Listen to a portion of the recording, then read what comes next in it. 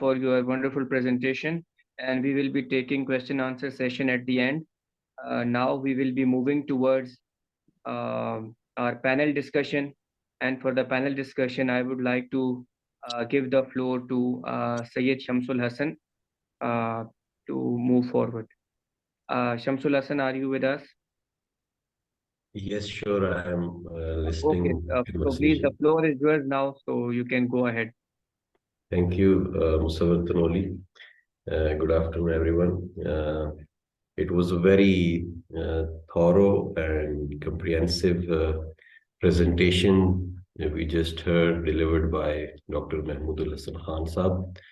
Really appreciate. And we talked about the special economic zones and why it has become failure in Pakistan and why the special economic zones are thriving in other parts of the world like China, Vietnam, Malaysia, UAE, and other countries in the world.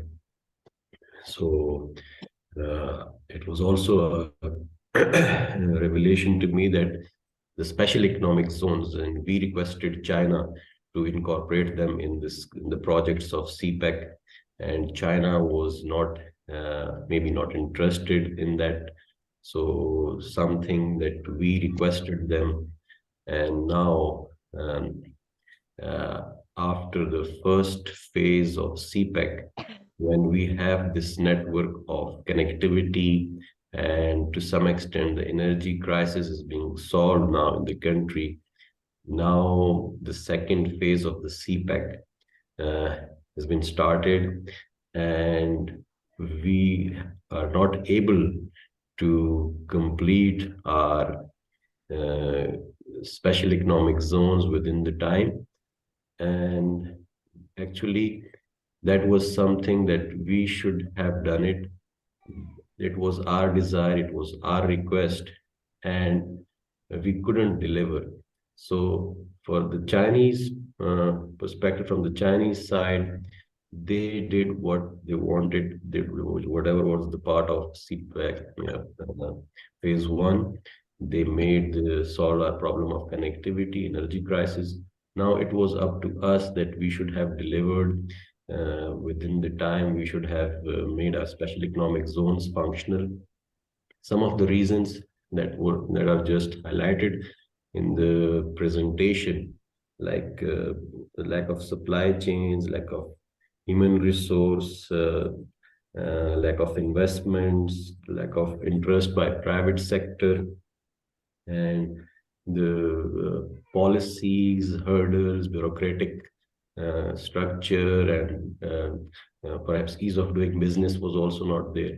So these are some of the reasons that couldn't attracted other countries to invest in Pakistan. So it was very interesting presentation. Now I would like to bring in this conversation Mr. Usman Zulfiqar Ali. I would request him to please share his thoughts and his remarks with us. Over to you. Thank you so very much, Syed Shams and Musawwir. It was really, Dr. Saab, it was really a wonderful explanation about the CPEC and then SEZs. The point that you have raised that obviously it was not in the CPEC's main provisions, and Pakistan really asked us about the formation of a special economic zones. Obviously, they are in our interest, and they are literal in a little sense required for Pakistan to bring FDI to Pakistan, and which is a major concern, and even in the current times when we look at the rate which dollar is trading in the Pakistan, and when we look the foreign direct investment, which is not more and not much appreciated over the years. When we see when we see the data from the last 2-3 years, it is continuously declining over the years. So it is really required for the Pakistan to build SEZs and Pakistan. I just wanted to comment over the geographical route of CPEC, and when we see the CPEC route from north to south, So we can build some special economic zones with respect to the location and the interests of the country, interest of the people rather than the political rationale. Uh, with the agricultural perspective, we see when traveling from north to south, in the northern terrain, we can cultivate some high value crops such as fruits, etc. But in the southern side, we can cultivate, and we can harvest some kind of those crops which do not give you high return, but kind of mangoes or rice, etc. These are very suitable. So whenever we think to build special economic zones with respect to the CPEC and its route, and along with its proximity, so we can particularly select the location based on the national interest, based on the geographical interest of that location. So it's not possible that we try to cultivate things that are not being cultivated in the northern area. So this is the major concern towards the agricultural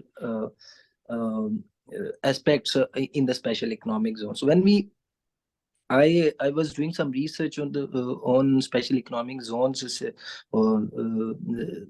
I found some of the problems which I really want to share with you people. One of thing is Pakistan's justice system. I really think that, and definitely it's a problem that there are multiple over hundreds cases that are pending in the Pakistan's courts. So whenever a foreign investor comes in Pakistan, it has been just to supposedly say, if there is a problem, there is a matter with the foreign investor in the Pakistan, who's gonna solve it? Are these courts gonna take responsibility? There is no possible presentation of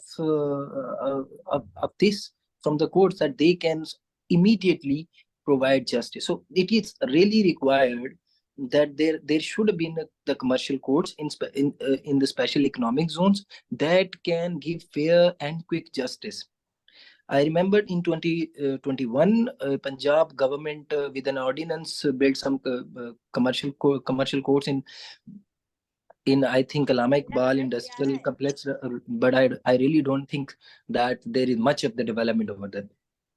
Similarly, in SEZs, what do we see? That there is very little labor training programs. So it is really required that if Pakistan wants its SEZs on the next stage, it really needs to bring labor training programs. Thirdly, Pakistan's industrial estates, those were developed in the 1960s and 70s under the President Ayub's presidency. These industrial estates became the hub of real estates.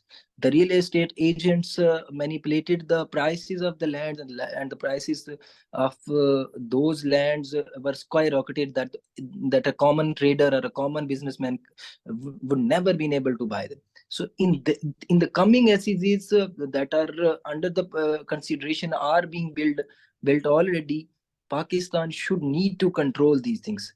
There is no place for the real estate agent or the real estate developer for in SEZs to buy and sell their own rates. So Pakistan should need to develop this kind of policy as well. Lastly, I just want to compare that Pakistan should bring a specific. There's a problem in SEZ that Pakistan have no kind of method to just tell the people the ratio of jobs delivered after the companies started working in the SEZs. In Nigeria, when we see, there is the ratio of 1:4, one from the foreign country and the 4 from the Nigerians are employed in the SEZs. Similarly, in Egypt, when we see, they have the ratio of 1:9. 9 Egyptians will work with 1 foreigners. So Pakistan should also develop this kind of mechanism to entertain their local community, the local people. If you are building an SEZ over the lands of some certain, that definitely Pakistan is a diverse country. There's plenty of plenty of people around having different backgrounds. So if you would not accommodate them, you would not be able to make this whole process success to the success. So I do believe that Pakistan should also bring such kind of mechanism for the jobs, and should deliver maximum jobs to the people. And for this, definitely there is a requirement of training programs. There is a requirement of the skilled programs, and so that Pakistanis may get an opportunity and may get more and more jobs. I think I should stop here, and I would love to answer any question if there is. Thank you so very much.